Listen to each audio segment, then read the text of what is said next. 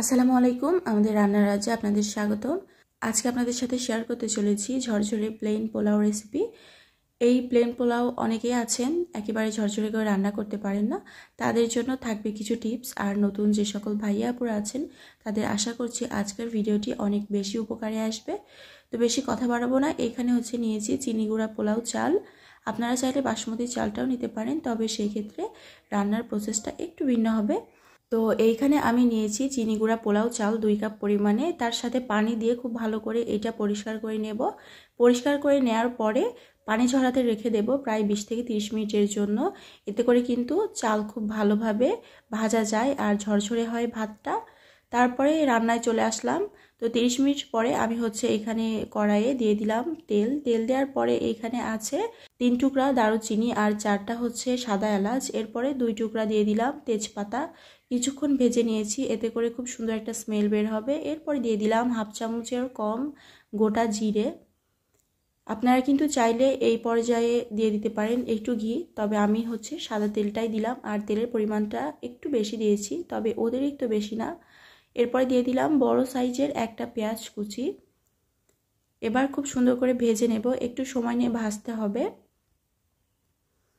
দেখতে পাচ্ছেন কালারটা চেঞ্জ হয়ে গেছে, একদম গোল্ডেন ব্রাউন কালার করে ভেজে নিয়েছি। এইবার আমি দিয়ে দিলাম চাল, আর আপনারা চালটা দেখেই বুঝতে পারছেন এটা কতটা ঝরঝরে। চালের গায়ে একেবারেই পানি থাকবে না, এরকম পর্যায়ে ঝরঝরে হলেই হয়ে যাবে। তারপরে এইটা খুব ভালো করে পেঁয়াজের সাথে ভেজে নেব। আপনারা চাইলে এই পর্যায়ে এসে একটু আদা আর জিরা বাটা ব্যবহার করতে পারেন, তবে আমার কাছে প্লেন পোলাওয়ে একেবারে ফ্রেশ যে চালের গন্ধটা আছে সেটাই বেশি ভালো লাগে। এই জন্য এখানে আমি আদা অথবা জিরা বাটা কিছুই ব্যবহার করি না। তো এইটা প্রায় 7 থেকে 8 মিনিটের মতো ভেজে নিয়েছি, চুলার জালটা একটু কমে রেখে। এই পর্যায়ে এখানে আমি ফুটন্ত গরম দুধ দিয়ে দিলাম 2 কাপ পরিমাণে। আপনারা চাইলে কিন্তু দুধের পরিবর্তে সম্পূর্ণ পানি দিয়েও রান্না করতে পারেন, তবে আমি এখানে একটু পরিমাণে দুধ দেব, এতে করে টেস্ট ভালো আসে। আবার পোলাওটা একেবারে ফ্রেশ সাদা লাগে দেখতে, এতে সুন্দরও লাগে। এরপরে আমি এখানে দিয়ে দিলাম পানিও এখানে 2 কাপ পরিমাণে দিতে হবে। আমি প্রথমে 1 কাপ দিয়েছিলাম আর পানির পরিমাণটা পরে 1 কাপের একটু কম দিয়েছিলাম।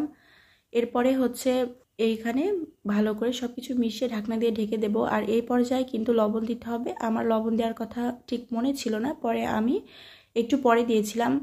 তো প্রায় 5-6 মিনিট পরে ঢাকনা তুলে আমি আবার একটু নেড়েচেড়ে মিশিয়ে নিয়ে এখানে এবার লবণ দিয়ে দিলাম আর দিয়ে দিলাম 2-3টা কাঁচামরিচ। আমি মাঝখান থেকে একটু মুখটা ফেলে নিয়েছিলাম, এতে করে ঝালটা খুব একটা বের হবে না, তবে এই মরিচের সুন্দর একটা স্মেল বিরিয়ানিতে অ্যাড হবে, এতে খেতে ভালো লাগবে।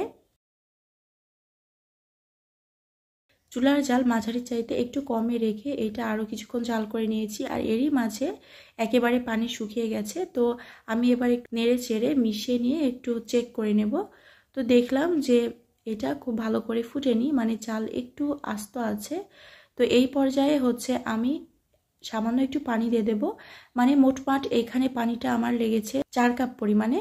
তো এইটা মনে রাখতে হবে, 2 কাপ চালের জন্য 4 কাপ পরিমাণে পানি, এটা একদম বেস্ট। দেখতেই পেলেন বিরিয়ানি রান্নাটা প্রায় শেষের পর্যায়ে। তো এই পর্যায়ে আমি চুলার জালটা একেবারে কমে দিয়ে আপনাদের দেখিয়ে দিলাম যে আমি চুলার জালটা ঠিক কী পর্যায়ে রেখেছি। এবার এটা আমি একেবারে 10 মিনিটের জন্য ঢাকনা দিয়ে ঢেকে দেব। আর 10 মিনিট পরে আমি ফিরে আসছি। দেখতেই পাচ্ছেন বিরিয়ানিটা কতটা ঝরঝরে হয়েছে। তো এই পর্যায়ে আমি একটু ঘি দিয়ে দেবো, এতে করে স্মেলটা খুব ভালো আসবে। আমি কিন্তু এখনও চুলার জালটা বন্ধ করিনি।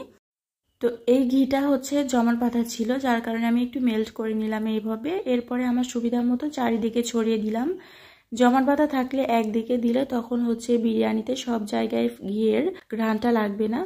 তো আমি সুন্দর করে সব দিকে ভালো করে মিশিয়ে দিয়ে এবার ঢাকনা দিয়ে ঢেকে দেব।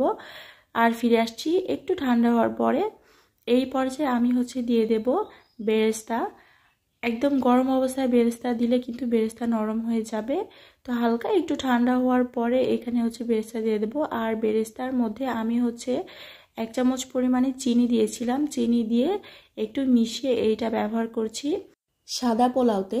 বেরেস্তার মধ্যে চিনি দিয়ে ব্যবহার করলে এত পরিমাণে ভালো লাগে খাওয়ার সময়। মাঝে মাঝে মিষ্টি পেঁয়াজগুলো যখন দাঁতের নিচে পড়ে, আর চিনি দেওয়ার কারণে কিন্তু এই বেরেস্তা একদম নরম হয়ে যায় না, একেবারে ক্রিস্পি আর মুচমুচে থাকে। তো দেখতেই পেলেন বিরিয়ানি কতটা ঝরঝরে হয়েছে। আসলে যে টিপসগুলো দিয়েছি এই টিপসগুলোর বাইরে অন্য কোনো টিপস হয় না এই বিরিয়ানি ঝরঝরে করার। আশা করছি আজকের ভিডিওটি দেখে যারা নতুন রাঁধুনি আছেন বাসায় এই বিরিয়ানিটা ট্রাই করলে একেবারে ঝরঝরে একটা বিরিয়ানি পাবেন। তো বরাবরের মতো একটা কথাই বলতে চাই, প্লিজ আমার ভিডিওটি ভালো লাগলে আমার চ্যানেলটি সাবস্ক্রাইব করে আমাকে সাপোর্ট করবেন। তো আজকে এই পর্যন্তই থাক, দেখা হচ্ছে পরবর্তী আর একটা ভিডিওতে। ততক্ষণে আপনারা সবাই ভালো থাকবেন, সুস্থ থাকবেন। আল্লাহ হাফেজ।